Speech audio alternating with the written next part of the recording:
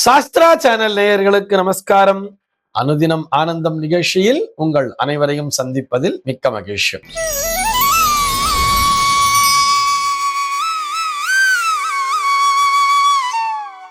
இன்று 5/1/2026 இந்த நாள் குறித்து பஞ்சாங்கம் என்ன சொல்றதுன்னு பார்க்கலாம் வாங்கோ. இன்றைய தினம் விஸ்வாவசூரிடம் மார்கழி மாதம் 21ஆம் தேதி திங்கட்கிழமை. திதி பார்த்தோம்னா தேய்பிரை த்விதியை திதி காலை 9:57 வரைக்கும் இருக்கு. அதனைத் தொடர்ந்து தேய்பிரை திருத்தியை திதியானது வந்து விடுகிறது.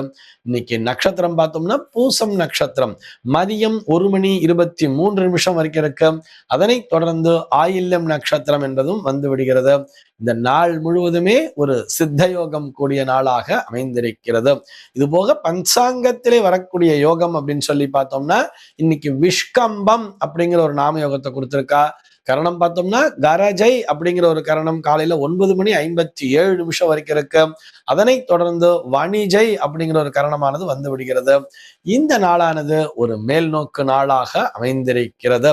சென்னையை பொறுத்தவரை இன்றைய தினத்தினுடைய சூரிய உதயம் என்பது காலை 6:36 சூரிய அஸ்தமனம் என்பது மாலை 5:52 சந்திர அஸ்தமனம் என்பது காலை 8:08 சந்திர உதயம் என்பது இரவு 8:01 சம்பவிக்கிறது. பிரம்ம முகூர்த்தம் பார்த்தோம்னா நாளைய தினம் அதிகாலை 4:54 முதல் காலை 6:36 வரையில் நீடித்திருக்கிறது. சென்னையை பொறுத்தவரை இன்றைய தினத்தினுடைய ராகு காலம் என்பது காலை 8 முதல் 9:25 வரையிலும், யமகண்டம் என்பது பகல் 10:49 முதல் மதியம் 12:14 வரையிலும், குளிகை காலம் என்பது மதியம் 1:38 முதல் 3:03 வரையிலும் சம்பவிக்கிறது. தினாந்தம் பார்த்தோம்னா இரவு 1:49 கொடுத்திருக்கா. சூலம் பார்த்தோம்னா கிழக்கே சூலம் காலை 9:36 வரையில் அந்த சூல தோஷம் என்பது உண்டு. அதற்குரிய பரிகாரமாக தயிர் அறிந்துவிட்டு கிழக்கு திசையை நோக்கி பயணிக்கலாம் அப்படிங்கிறதையும் சொல்லி இருக்கா. இன்றைய தினத்தினுடைய ஆன்மீக தகவலாக நம்ம என்ன பார்க்க போறோம் சொல்லி பார்த்தோம்னா ஒரு நேயரினுடைய கேள்விக்கான விடையைத்தான் பார்க்க போகிறோம். அந்த நேயர் என்ன கேட்டிருக்காரு அப்படின்னு சொல்லி பார்த்தோம்னா, நீதி நேர்மை நாணயத்தால் கஷ்டங்கள் என்பது உண்டாகுமா அப்படின்னு சொல்லி கேட்டுட்டு அவர் கொஞ்சம் விளக்கமாகவே எழுதியிருக்கிறார். அந்த நேயர் எப்பொழுதுமே நம்முடைய ரெகுலர் வியூவர். அவர் வந்து நிறைய கமெண்ட்ஸ் எல்லாம் கூட போடுவார், நிறைய கொஸ்டின்ஸ் எல்லாம் கேட்டு இருப்பார். அவர் ஒரு மன கஷ்டத்தோடு இந்த கேள்வியை கேட்டிருக்கிறார். என்னதான் நாம் நீதி நேர்மைக்கு கட்டுப்பட்டு வாழ்ந்தாலும் நமக்கு வரும் கஷ்டங்களை நினைக்கும் பொழுது நம் எதிரிகளால் தான் நமக்கு கஷ்டங்கள் ஏற்படுகிறதோ என்று தோன்றுகிறது. இந்த நிலையில் நம் எதிரிகள் அழிய வேண்டும் என்று வேண்டிக் கொள்வதா? 1ஆம் நம்பர் பாயிண்ட்ல அப்படி கேட்டிருக்கார். நம்முடைய எதிரிகள் அழிய வேண்டும் என்று வேண்டிக் கொள்வதா, அல்லது எதிரிகள் விலகி அவரவர் வேலையை அவரவர் பார்த்து கொண்டு செல்ல வேண்டும் என்று வேண்டிக் கொள்வதா, அல்லது சர்வே ஜனாகா சுகினோ பவந்து என்ற பெயரிலே எல்லோரும் நலமுடன் வாழ வேண்டும் என்று வேண்டிக் கொள்வதா? என்ன செய்ய வேண்டும் என்றே எனக்கு புரியவில்லை. அதாவது ஒரு தர்ம சங்கடமான சூழ்நிலையில் இருக்கிறேன், அறிவுரை சொல்லவும் அப்படிங்கிற மாதிரி கேட்டிருக்கார்.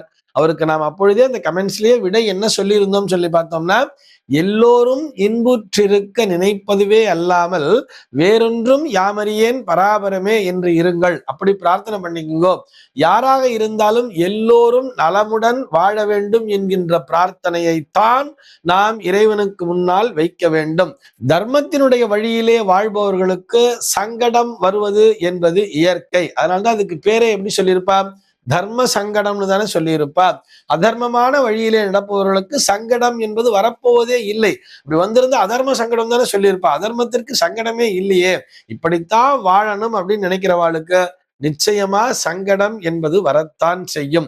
ஆனால் அதே நேரத்தில் என்ன பண்ணணும் சொன்னா, நம்ம யாருக்கும் அறிவுரை சொல்ல போறோம் சொன்னா அதை அவர்கள் ஏற்றுக்கொள்கின்ற மனநிலையிலே இருக்க வேண்டும். ஏற்றுக்கொள்ளாதவர்களுக்கு நாம் அறிவுரையை சொல்லும் பொழுது எப்படி வச்சணும் பார்த்தா, அவன் எடுத்துக்கிறான், எடுத்துக்காட்டி போறான், அவனுக்கு நம்ம நல்லதுதானே சொல்றோங்கிற மாதிரி சொல்லிட்டு போயிட்டே இருக்கணும். அவன் நம்மை அவமானப்படுத்தினால் கூட அதை குறித்து நாம் கவலைப்படக்கூடாது.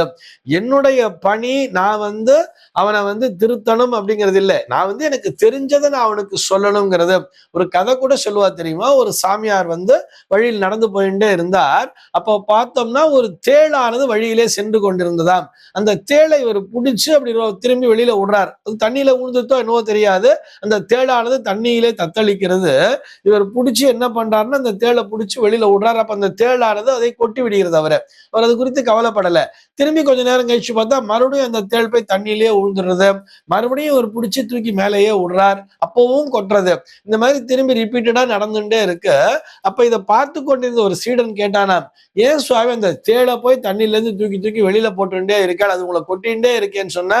அதற்கு அந்த சுவாமியார் சொன்னாராம், அது கொட்டுவது என்பது தேளினுடைய இயற்கை குணம், ஆனால் காப்பாற்றுவது என்பது என்னுடைய இயற்கை குணம். நான் காப்பாற்றிக் கொண்டே இருக்கிறேன். ஏன்னா அந்த உயிரானது தண்ணியில விழுந்து போயிடக்கூடாது அப்படிங்கிறதுக்காக அந்த உயிரை காப்பாற்ற வேண்டும் என்பது என்னுடைய குணம்.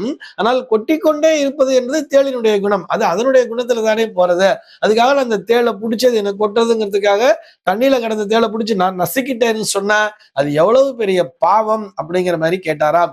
அப்படித்தானே, அதாவது நம்முடைய எதிரிகள் அழிந்து விட வேண்டும் என்று நாம் நினைக்கவே கூடாது. மனிதர்கள் என்பவர்கள் எல்லோருமே நல்லவர்கள் தான். அவரவருடைய சூழலிலேயே ஒரு சில பேர் சுயநலமாக நடந்து கொள்வார்கள். ஒரு சில பேர் கர்வத்தோடு ஆணவத்தோடு நீ என்ன எனக்கு சொல்றது அப்படிங்கிற மாதிரி இருப்பா. இந்த காம, குரோத, லோப, மோக, மதமாச்சரியம்னு சொல்றோம் இல்லையா, இந்த தான் என்கின்ற அகந்தை, இது எல்லாமே மனிதர்களுக்கு இருக்கத்தான் செய்யும். அந்த கர்வத்தின் காரணமாக ஒரு சில பேர் பார்த்தோம்னா இந்த ஈகோவின் காரணமாக கூட மற்றவங்களை துன்புறுத்திட்டே இருப்பா. இவன் என்ன, நான் என்னோட பெரிய ஆளா, இவன் என்ன எனக்கு அட்வைஸ் பண்றதுங்கிற மாதிரி இருப்பா. அட்வைஸே பண்ணலாம் கூட இவன் என்ன மதிக்காம போறான் அப்படிங்கிற மாதிரி நம்மை துன்புறுத்தி கொண்டும் இருப்பார்கள். அது அவரவர்களினுடைய இயற்கை குணம். அதற்காக அவர்கள் அழிந்து விட வேண்டும் என்று நினைக்கவே கூடாதல்லவா. அவர்களும் நலமுடன் வாழ வேண்டும் என்று நினைப்பதுதான் நம்முடைய குணமாக இருக்க வேண்டும். இந்த தகவலோடு இன்றைய தினம் உங்களிடமிருந்து நான் விடைபெற்றுக் கொள்கிறேன். மீண்டும் உங்கள் அனைவரையும் நாளைய தினம் ஒரு புதிய தகவலோடு சந்திக்கிறேன். அன்பர்கள் அனைவருக்கும் அனுதினமும் ஆனந்தமாய் அமைய பிரார்த்திக்கிறேன்.